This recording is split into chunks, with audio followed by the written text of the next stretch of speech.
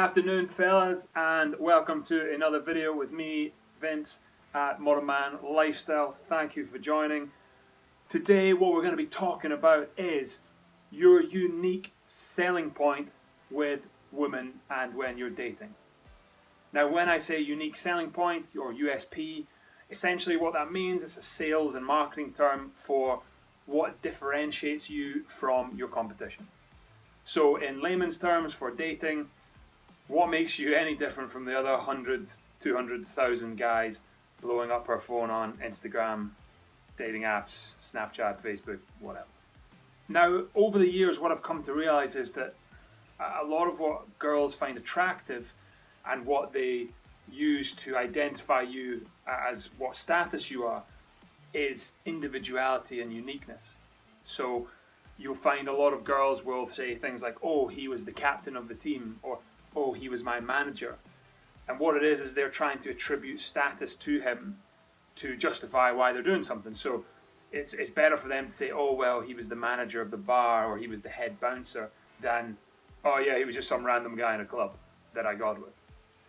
They like to add that little bit of uniqueness when they're telling their friends and when they're thinking about their own decision making, which is fine. Now, I've got quite a good story which will explain that well.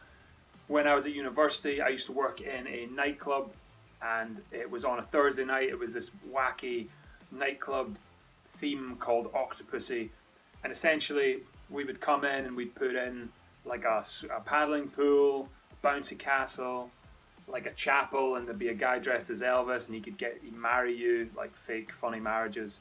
Anyway, it was just like a weird thing that I did on Thursday night, and my job was to look after certain areas. So I would look after the swimming pool one night, the bouncy castle the night. But anyway, I remember looking after the swimming pool. I mean, it was barely a swimming pool. It was like less than waist height. But drunk people would get in there in their boxes and underwear and wrestle and play around. Anyway, I was working there, and this girl came over to me. She was very keen. She wanted to go home with me after the club finished, which we did. But a couple of days later, it turns out she went to the same university as me, and apparently she'd been telling her friends that she got with the lifeguard at the nightclub, which is preposterous because I wasn't a lifeguard and it was barely a swimming pool. But what you see there is her trying to put that uniqueness, rather than just saying, well, I got with a random guy in the club. Oh, I got with the lifeguard.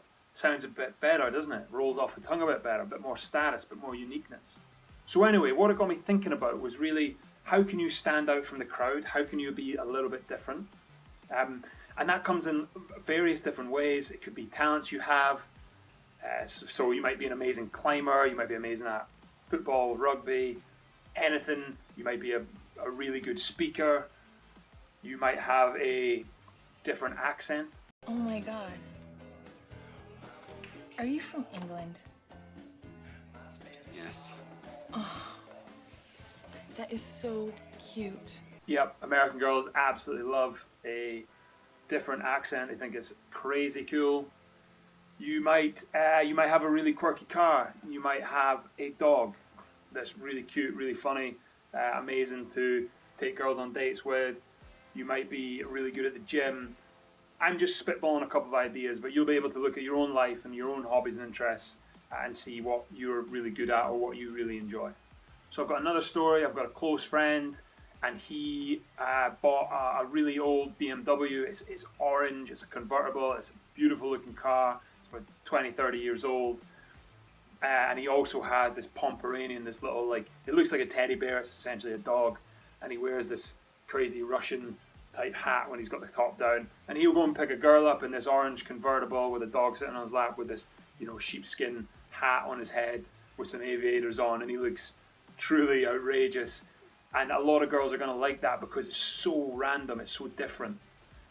They're not used to getting picked up like that from guys, and that really just strikes a little bit of uniqueness. That really just says to them, well, this guy's different, this guy's not your run-of-the-mill average Joe. So in that sense, anything you do or have that's quirky, maybe you want to pick her up on your electric scooter, maybe you are really into climbing and you're like the top climbing guy at your climbing wall, and maybe there's a climbing group there and a lot of the girls will be gravitated to you because you're the most talented. Anything that you have is quirky, funny, polarising is really, really good, guys.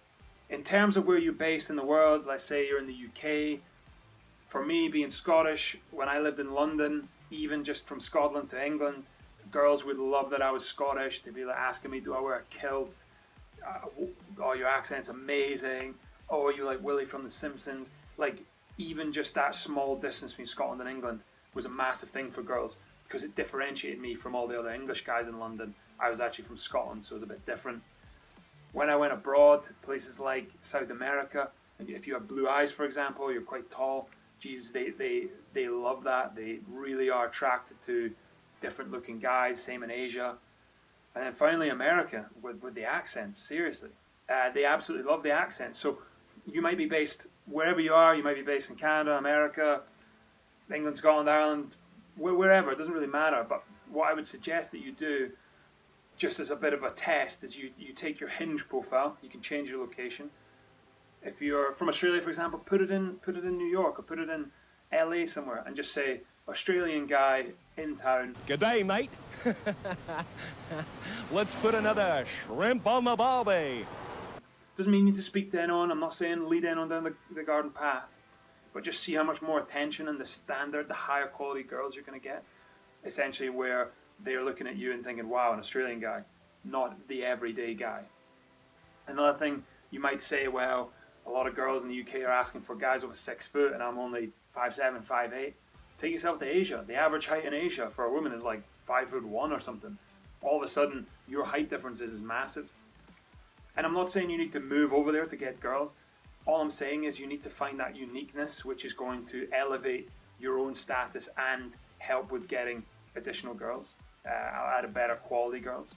So you might want to go to Cambodia, Thailand, Vietnam, and just go traveling, just go and experience the culture and the places. But you'll find that the girls really do gravitate towards you because of all those differences you have. Now what I've tried to do, fellas, I've tried to give you some examples of what might really work well. It might be moving or going traveling for a little bit to another country, being unique there. It might be a skill or hobby that you're already doing. Just try and elevate that and increase it and improve it. It might be something quirky and random you have, like a crazy Russian hat and a 30-year-old orange convertible. Not even that expensive. Surprisingly cheap, he told me. Anyway, what I want you to do is I really want you to think about what sets you apart, what's different, and how you can maximize those attributes when dating. Anyway, fellas, that's everything for today. Hope you've enjoyed that. Please comment, like, subscribe, and we'll see you next time.